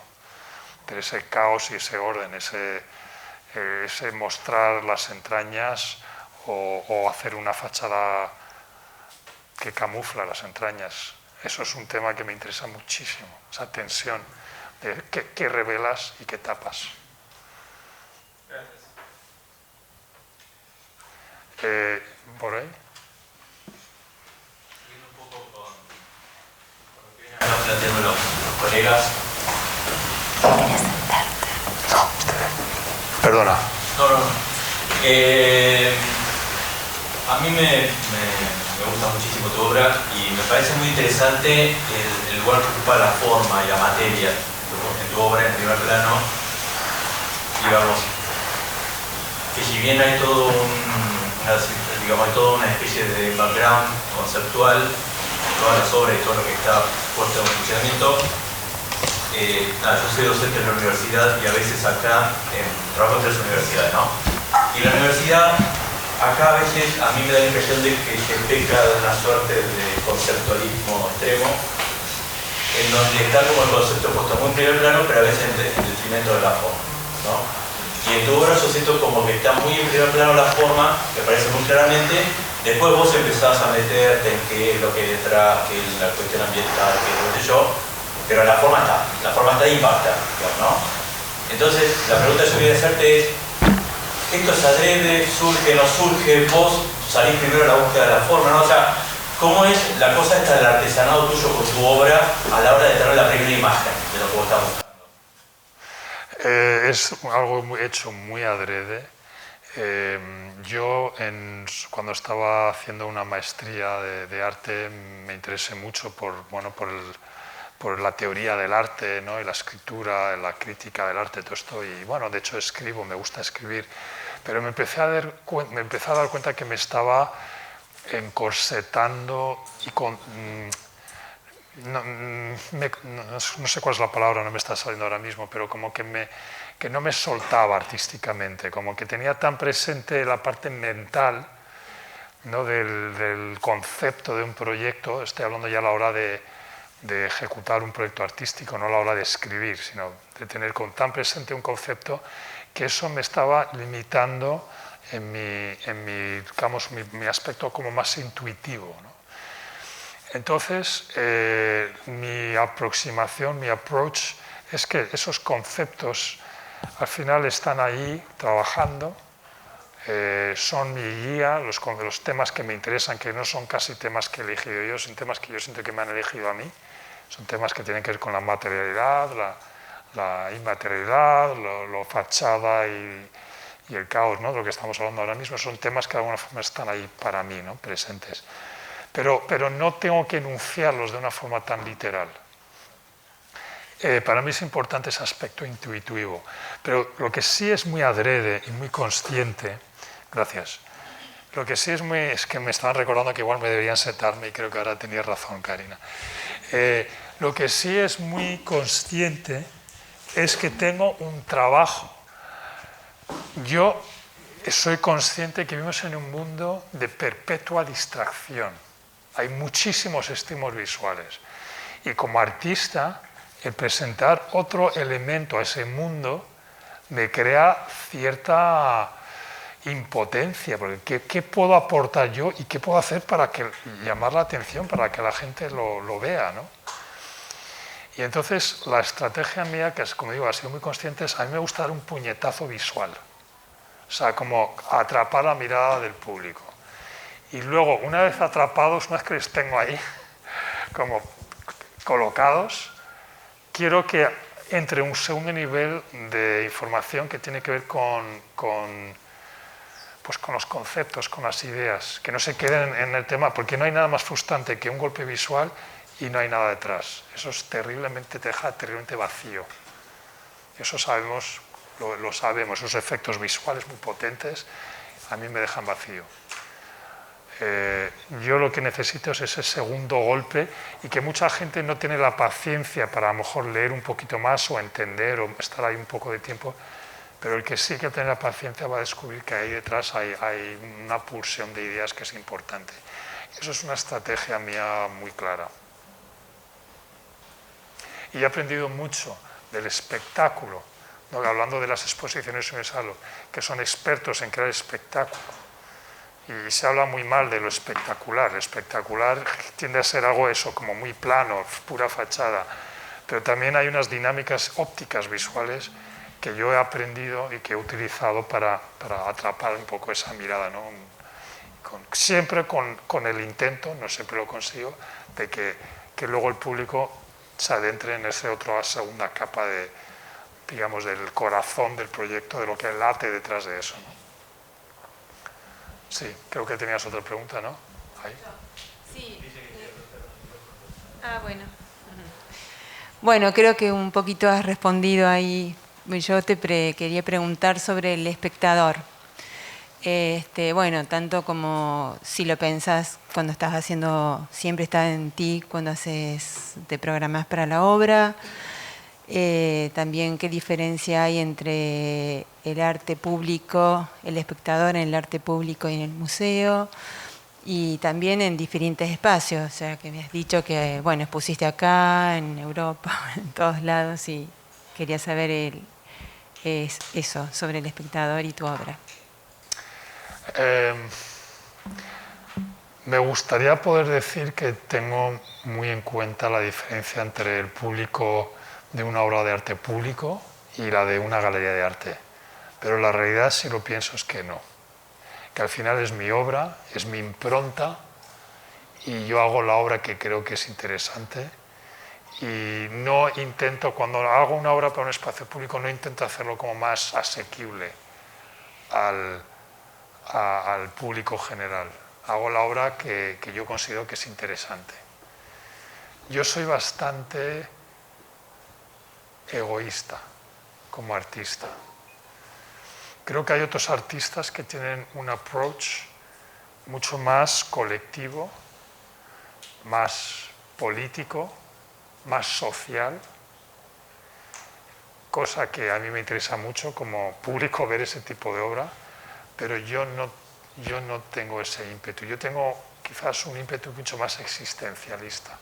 O sea, mi trabajo es muy de utilizar el arte para poder entender más el mundo en el que hemos vivido, para sentirme menos traumatizado, por ejemplo, por las noticias que nos llegan. Para mí el arte es una forma de procesar, es una forma de responder, ¿no? Porque nos hemos convertido esto es una de las grandes tragedias del ciudadano, es que el ciudadano se ha convertido en mero espectador, pero no tiene la opción de responder. Y eso es muy traumático hoy en día. Si tú nada más que recibes y ves las noticias, ver la telenoticia hoy en día es un acto traumático, es muy duro, es horrible. Y yo tengo el arte para poder proceder a eso, regurgitarlo, como es la palabra esta tan fea, y a través del arte dar respuesta a ello. Y eso es el problema del ciudadano, es que se le están quitando herramientas creativas, ya sea la escritura, ya sea la música, ya sea el teatro. Bueno, aquí es que estamos en la capital del teatro, en esta ciudad maravillosa, pero se nos está quitando herramientas de respuesta, y la creación ahí tiene, y eso es donde yo me coloco. Es decir, digo egoísta porque lo hago porque yo necesito hacerlo. Creo que son temas compartidos, los que me preocupan a mí evidentemente son temas que compartidos, y ahí es donde conecto con el espectador, con el público. Pero no tengo un afán, digamos, de cambiar el mundo, cosa que necesitamos. Y me alegro, lo bueno del arte, lo maravilloso del arte es que hay tantas formas de hacer arte. Es uno de los pocos campos en los que hay una enorme libertad de expresión artística y de modos de trabajar. Es por eso que el arte atrae a gente tan dispar y tan, voy a decirlo cariñosamente, tan rara, ¿no? Porque no tienen mucha cabida en muchas otras profesiones, donde hay que pasar claramente, hay una forma de trabajar y lo haces así o no vas a... No, el arte permite esa diversidad artística, ¿no? Entonces, nuevamente, para volver a tu pregunta, yo realmente no tengo una diferenciación entre el espacio público y el espacio, digamos, de una fundación, de una galería, de un museo. Al final soy todo yo y mis dilemas existenciales y mi intento de conectar con el público de la forma más honesta posible y más tocando los temas del momento. Los temas del momento. Te diré, pequeño paréntesis también, es que el mercado del arte del que yo vivo parcialmente me tiene hasta las narices. Me estoy volviendo una persona muy cínica hacia el mundo del arte, hacia el mercado del arte. El mundo del arte me encanta, los artistas me encantan, las curadoras, o sea, me encanta hablar de arte, me encanta pensar en el arte, pero toda la estructura económica que ha inventado el arte me tiene frito, me tiene muy cansado. Y me parece muy superficial y muy dañino para el arte. ¿Otra pregunta por ahí? Hola, bueno, yo hace muchos años vi en Madrid una muestra tuya que eran como una fibra óptica que terminaban en proyecciones de cuerpo y como me encantó esa muestra, después pasaron 30 años también, pensaba en este tema del soporte electrónico como membrana. Creo que hablaste de magma, hablaste de derretimiento. Me interesaba pensar cómo desarrollás este concepto donde esta cosa tan ortogonal y Mondrian que tiene digamos, el aparato visual se va transformando en membrana. Pensaba también en la obra de Gerhard Richter o la de Björk o la de Tesla, y cómo vas desarrollando este concepto de membrana que se repite desde aquella muestra que era como si fuera una endoscopía orgánica, que eran como unos caños, o esas penetraciones en los edificios. Esa era una de las preguntas. Y la otra es, ¿qué recepción tienen los habitantes del edificio Tormenta, digamos, ¿no? ¿Qué pasa con el habitante cuando experiencia habitacionalmente el tema de los truenos, que siempre dan miedo, ¿no? Este tema como entre la catástrofe y los flujos ecológicos, ¿no? Bueno, a la primera pregunta del tema de la membrana, es también la idea de la pantalla como piel, ¿no? Y eso, la piel siempre implica un interior y un exterior, pero al final es un umbral, o es una traducción entre el mundo exterior y el mundo exterior. Ahí entramos en la parte psíquica, ¿no? De la manifestación de lo psíquico al mundo exterior y al mismo tiempo la proyección del mundo exterior sobre la superficie de la membrana. Entonces, hay unas connotaciones muy interesantes con la idea de la pantalla como membrana. Tengamos también un poco esa idea de... Bueno, aparte de la licuación de lo que es la parte física de la pantalla, que como digo, que yo siento que se derrite, se me ha ido la idea, tenía una idea que era importante. Pero bueno, sí, es esta noción de una sociedad que se licúa, una sociedad que se virtualiza, una sociedad que se está casi como un embudo metiendo dentro de las redes digitales para poder recorrerlas, y eso se manifiesta no solamente en el contenido, sino también en el continente. Sí, porque pensaba, viste, que vos vas transmitiendo como que si fuera la sangre. Pensaba en la obra sobre el cuerpo, como el isomorfismo entre esas piezas a la actualidad, viste, que vas transmitiendo las plantas en el espacio público. ¿Cómo transformás el Big Data en fluido orgánico? Eso pensaba. Bueno, también está un poco todo el tema de la abstracción, ¿no? Porque que yo lo he mencionado un poco, pero es que estos mundos son tan intangibles y tan enormes que la referencia al arte abstracto me está sirviendo para representar estos mundos tan enormemente abstractos, ¿no? Pero... Ya dijiste expresionismo abstracto norteamericano, pero ¿qué está más cerca de Richter que de...? Bueno, hay referencias a Richter en esta obra de Baselitz también, del informalismo europeo. Es que la versión europea de la abstracción americana era el informalismo europeo, que era un movimiento también muy importante. Todas estas referencias también tienen que ver con un momento muy traumático. Todos estos pintores estaban bastante locos, bastante tocados. Yo he leído muchas biografías un poco estaban muy mal de la cabeza. Y mucho tenía que ver con el trauma de la Segunda Guerra Mundial y también con una identidad masculina herida. Una falsa sensación de cómo había que ser el macho pintor, que se creó un poco en esa época. Pensemos en Jackson Pollock, sobre todo, ¿no? Entonces, son temas ahí como muy interesantes. Pero había la segunda parte de tu pregunta, ¿habías hecho? El tema de la recepción de Gavilán de la arquitectura. No, sí. Ese proyecto fue efímero, estuvo solamente durante 3 semanas, todavía no se había habitado el edificio. Todo esto se hizo con proyectores de láser, que son bastante... si te entra un láser en el ojo te quedas ciego. De hecho, nos prestaron un proyector láser en el estudio para hacer pruebas y casi acabamos ciegos todos en el estudio. Tenemos que tener mucho cuidado, porque empieza ya a bailar eso.